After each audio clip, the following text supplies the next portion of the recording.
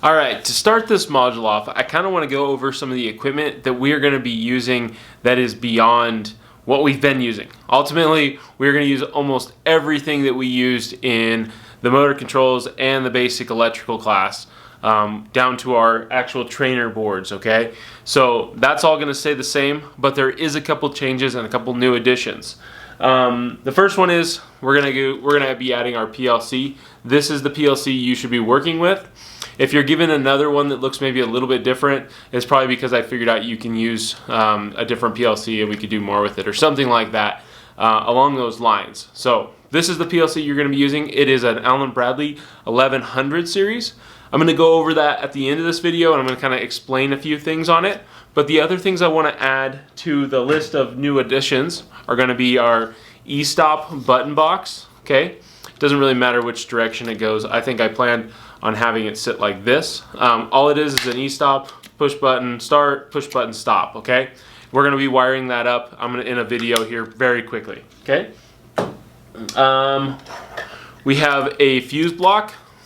We're going to be adding in I think it's like a 3 amp fuse or something like that, just to protect our PLC. Something that is just going to be a little bit of a new addition. The only real difference between breakers and fuses are the fuses will burn up and you have to replace them, okay? So put that to the side. The other thing, and this one will probably be the most important, our contactors are changing. We are going from we were running AC, and now we're going to run DC, okay? So this is a contactor. It works exactly like the contactors we had before, but it is a DC contactor, okay? The big difference is, or the big like visual difference, the way you can tell them apart, is this one's like way taller than our AC ones. So if you are having trouble and you hooked up the wrong contactor, this would be the thing that I would say be checking on, okay? So those should be the 3 additions, or 3 or 4 additions actually, to this class. What I want to do now is I want to dig a little bit more into our PLC. I want to get some close-up shots, and I want to talk about some of the features and things on it. So let's go check that out. Alright, so now we're a little bit closer, and I realize even some of this will be hard to see, so we're just going to quickly go over a few of the features. There's a bunch of detachable plates up in the front. Let me pop those off, and we're going to talk about what's behind them. So the first one, this is the memory module. This is where you can plug in like a memory of some sort, and you can upload your program onto it if you'd like. We're not going to be using that in this class, but I wanted you to know what it was, so that way you weren't trying to stick things in there or something like that. Go ahead and cover that one up. These should just pop on and off. Please do not lose my covers, okay? The next one, this one's a little bit more important. We're going to play with it a little bit. The first thing is we have our battery right here. Now the battery is used to actually save the memory of the PLC. So when we turn off the PLC, this battery kind of takes over and just keeps on storing that memory, right? Oftentimes you'll get a warning that says replace the batteries. Oftentimes there's a PM in most manufacturing plants to just go through and replace these batteries. So now you know where it's at. On this particular model, if you get a warning that says to replace the battery, please let me know. Next we have our port to plug in expandable IOs. So you're going to hear the word, or the slang word I guess, of IO quite a bit, and they're talking about inputs and outputs. So this one I believe is like, this one's like a 16 IO or something like that, and it's just explaining, it's just telling you the number of how many inputs and outputs I have, okay? And I'm going to dig a little bit more into IOs here in a second.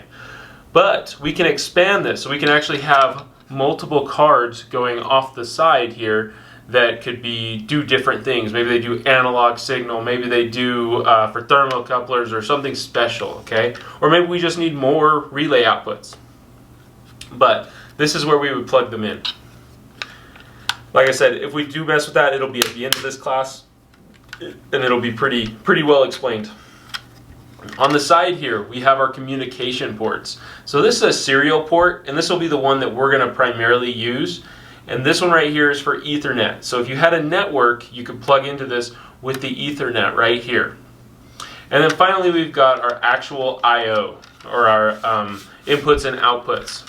Notice that there is nothing really visible right here. There's just a bunch of holes, okay? These are called finger safe input and outputs.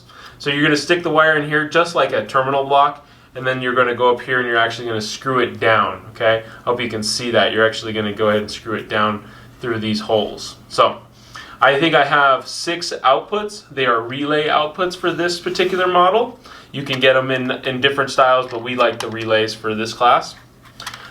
We've got our inputs up here. I don't know if you can see that. Again, we've got our holes for the wires to go into, and then you're going to screw them down up here. We've got, I believe, 9 inputs and then that are discrete, and then we have 2 analog right here to the side. Okay? We are going to have our 120 volt powering this up right here. I'm going to explain that in the video too. And then we have our sensor power right here, and these are the DC that would be just used for sensors, and I'll kind of explain that even a little bit more too. On the back we have our DIN rail mounting system. Notice that these are spring loaded. Please do not break these off if you pull them off of the DIN rail, but they are right there. You got to just pull these both back at the same time, and it should pop right off. Okay. The rest of the information is just going to be up on this LED screen here, or LCD screen, I should say, and we're going to kind of break into that after we get it up and running and we kind of get to playing with it. Okay. So that's kind of everything you need to know right off the bat about the Allen Bradley 1100. I hope this helped you kind of give you a entry-level explanation of some of the PLCs and some of the features. We're going to dig a lot more into it over the next few videos, so go ahead and move on.